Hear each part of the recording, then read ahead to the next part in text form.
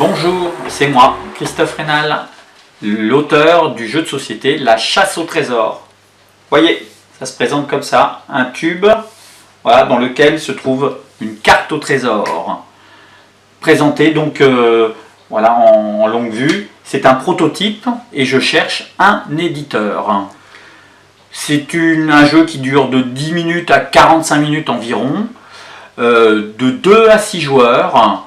Et puis, donc un public visé, la famille essentiellement, à partir de 8 ans. 8 ans.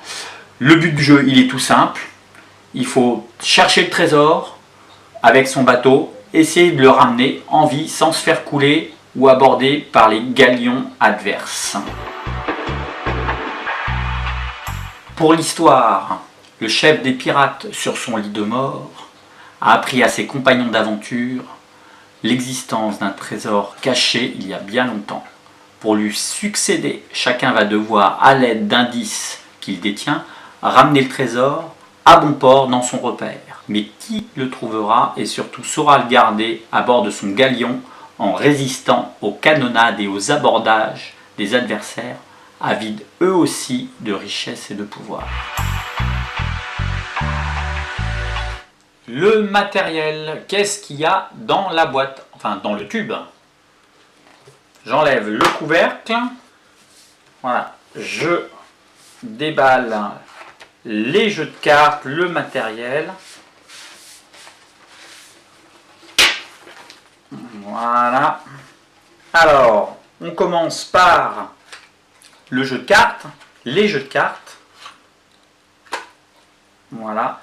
Alors, vous avez le fameux trésor, avec quelques cartes lors de la recherche du trésor. Vous avez les fameux indices, nord, sud, est, ouest, etc. Donc à dos bleu par contre, donc qui sont vraiment identifiables. Ici, vous avez les cartes actions, donc les fameux canons pour la canonnade. Voilà. Les pirates, les différents pirates et les voiles que voici. Je les range. Vous avez aussi un superbe petit sac à l'effigie évidemment du jeu de société, La Chasse au Trésor. Alors je renverse le contenu. Alors vous avez les 6 bateaux donc, que je montre qui sont assez fins. Et voilà un petit rappel, un petit nom au dos avec un petit socle détachable qui sert pour le jeu. Donc 6 couleurs de bateaux. Vous avez des dés. Donc ce sont les dés pour l'abordage avec des petits dessins dessus qui permettent d'infliger des dégâts. Vous avez aussi les dés pour la canonnade, un dé avec différentes couleurs, noir, rouge, jaune, également pour infliger les dégâts. Et puis un dernier dé pour aller à la pêche. On ne sait jamais si on doit récupérer le trésor qui est tombé au fond de la mer. Et vous avez évidemment la carte au trésor, la fameuse carte au trésor. Voilà. Ici, vous avez donc un fond bleu avec des emplacements pour chacun des bateaux. Vous avez une piste aussi pour la canonnade, des emplacements pour les pirates qui sont tués, les canons, les voiles, etc. Un emplacement pour le trésor et la fameuse règle qui vous permet de bien voir tous les cas de figure. 1 à 3 recto verso simplement.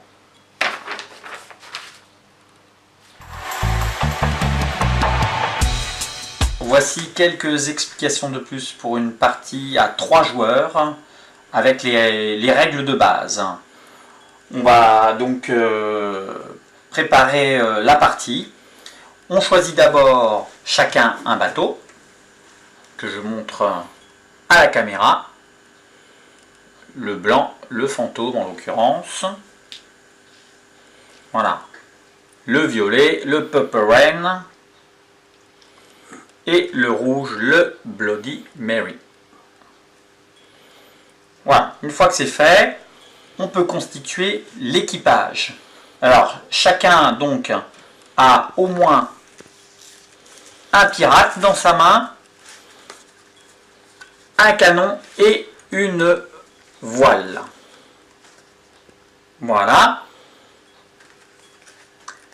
On rajoute à ça au hasard 5 cartes parmi les voiles, les canons et les pirates qu'on rajoute à ces 3 cartes, et tout ceci constitue la main, voilà, l'équipage de chacun des joueurs, de chaque bateau plus précisément, et donc doit rester secret.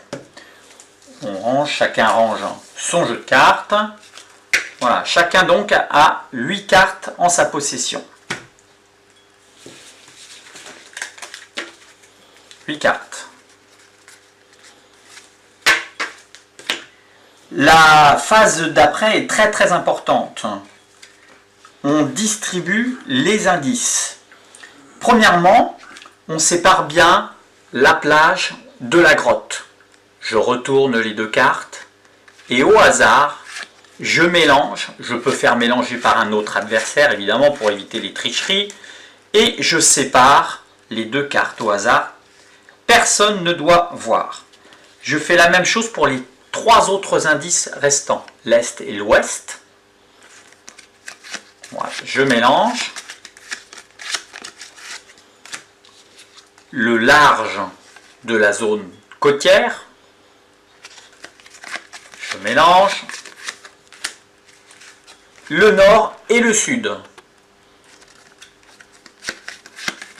Ce qui me constitue 2 tas de 4 indices. J'en enlève un au hasard que je mets à la défausse. Ici, ces 4 cartes, je rajoute, puisqu'on est 3 joueurs, tout le monde doit avoir le même nombre d'indices chacun. Je rajoute donc ces 2 cartes indices qui, malheureusement pour celui qui l'aura, ne donnera pas beaucoup d'indications. Donc ça va faire 4 indices plus ces deux-là, 6 indices.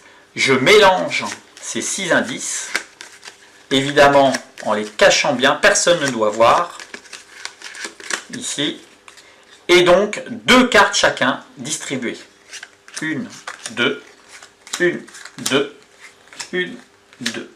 Chacun donc a maintenant ces deux indices avec son équipage, et ça permet de voir donc où va se situer le trésor et de s'orienter un peu plus précisément à la recherche de ce fameux butin.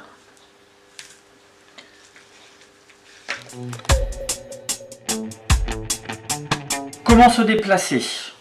Avec mon équipage, je sors autant de voiles que de cases souhaitées. Donc c'est-à-dire que dans ma main, par exemple j'ai 2 voiles, je peux me déplacer, choisir de me déplacer d'1 ou 2 voiles, donc 1 ou 2 cases. Je sors donc, je choisis 2 hexagones, et je sors un pirate avec, et je le présente devant moi, face visible des adversaires. Ce déplacement fait, voilà, 1, 2, mon action est terminée, je range mes cartes, toutes mes cartes qui vont me servir pour la deuxième action. Si je veux me déplacer à nouveau, je ressors 1 ou 2 voiles, en l'occurrence je choisis une voile seulement, avec un pirate, un déplacement, et je me positionne à côté d'un autre bateau par exemple. Je range, je n'oublie pas mes cartes. La canonnade, une des actions possibles pour chaque joueur à chaque tour. Le rouge peut attaquer le blanc avec le dé noir, ils sont côte à côte. Si le violet avait été ici, une case de distance, on aurait pris le dé rouge. À 2 cases de distance, le rouge aurait pu attaquer avec le violet, aussi avec le jaune. Plus vous êtes loin, plus les dés s'éclaircissent et moins vous avez de chances de toucher et donc d'infliger de dégâts. Voilà. Je sors lorsque je veux canonner. Le rouge attaque le blanc. Je sors tous mes canons. Je ne suis pas obligé, mais c'est quand même mieux. On a plus de chance. Avec un pirate. 3 canons équivaut à 3 lancers de dés. Je suis côte à côte. Ne vous trompez pas. Prenez le dé noir. À chaque canon, un lancer de dés. Je lance le dé. Et là, je peux infliger mes dégâts. Ce symbole, ça veut dire que j'ai touché. Et donc, dans ce cas, je pioche au hasard dans la main adverse. Sauf le trésor éventuellement, si mon adversaire l'a. Et sauf les indices qui sont facilement reconnaissables. Si je tombe, n'oubliez pas après chaque tir de ranger votre canon dans votre jeu. Deuxième lancer, je lance le dé. Vous imaginez bien que si je tombe sur cette flaque d'eau, c'est plouf dans l'eau. Donc je n'ai rien touché. Je range mon canon. Et si j'ai, donc troisième lancé, et si j'ai très bien lancé, j'ai très bien visé, non seulement j'ai touché, mais en plus je regarde le jeu adverse et j'enlève la carte que je veux.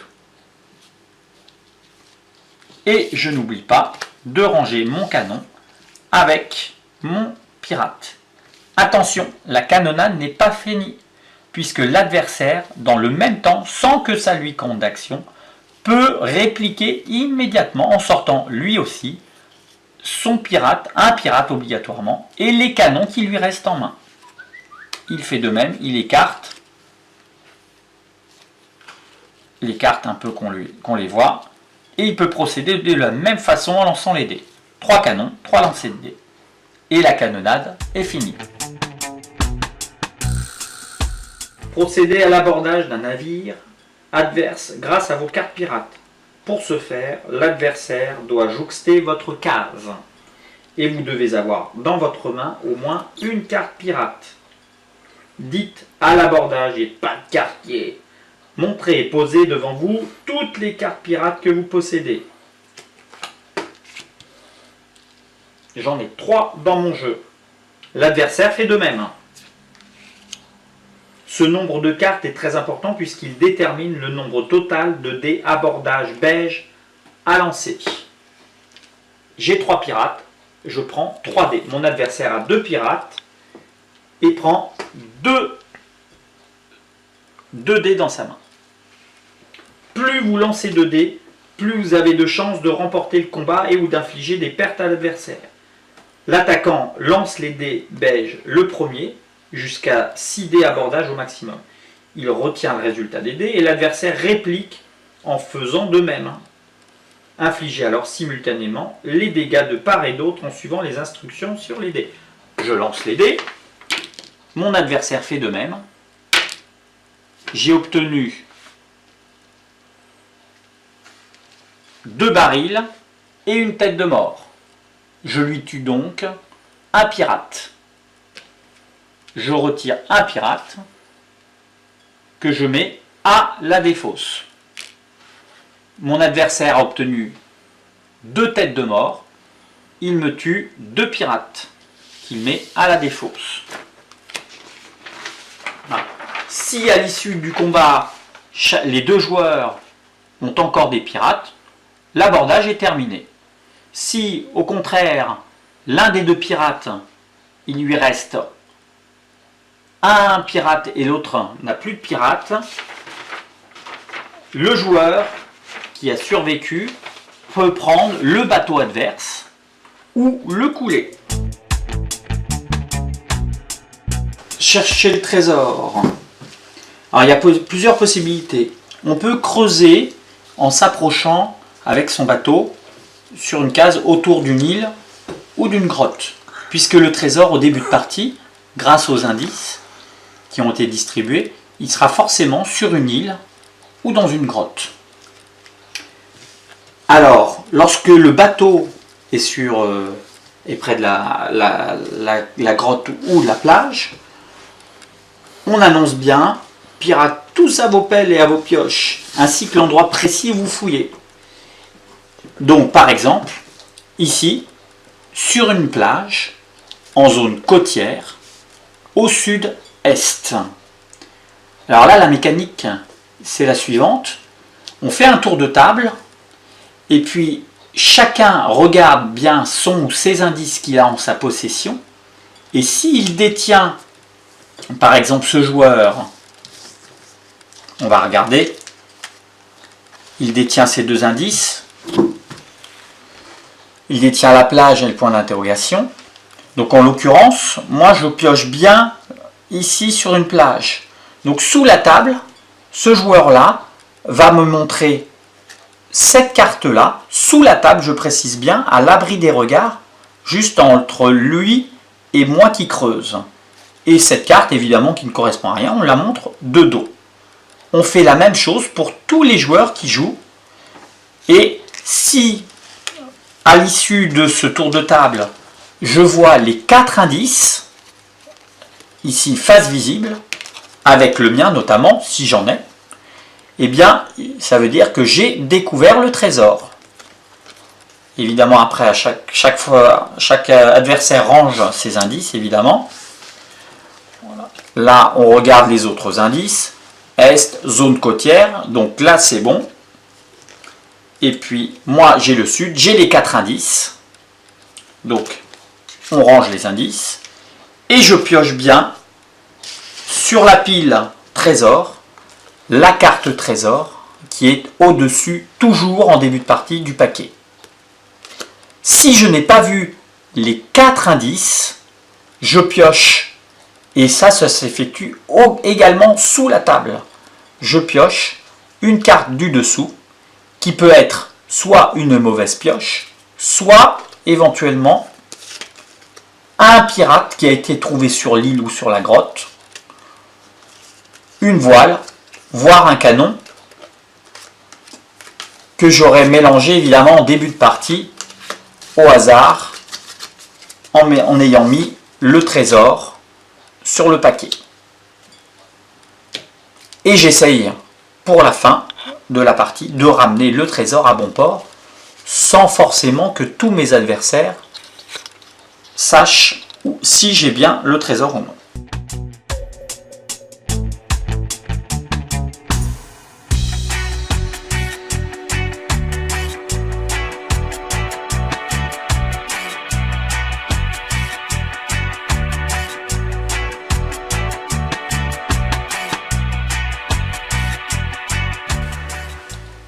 Quand tu veux. Bon. Alors attends, je me reconcentre. Alors par contre, je veux la feuille là. Ouais. Ah, là c'est bon, je la vois plus. Vas-y. je suis pas prêt. C'est bon. C'est bon? Bonjour. Les compagnons d'aventure, l'existence d'un trésor, il y a bien longtemps, caché. Bon non, raté. Merde.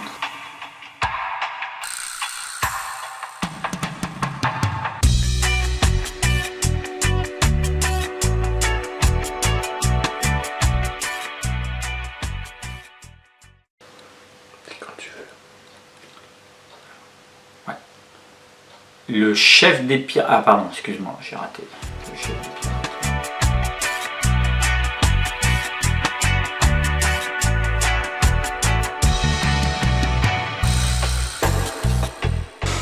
Parti. L'abordage. Grâce à vos cartes pirates, vous devez... Ah, excuse-moi, non. L'adversaire doit jouxter votre carte.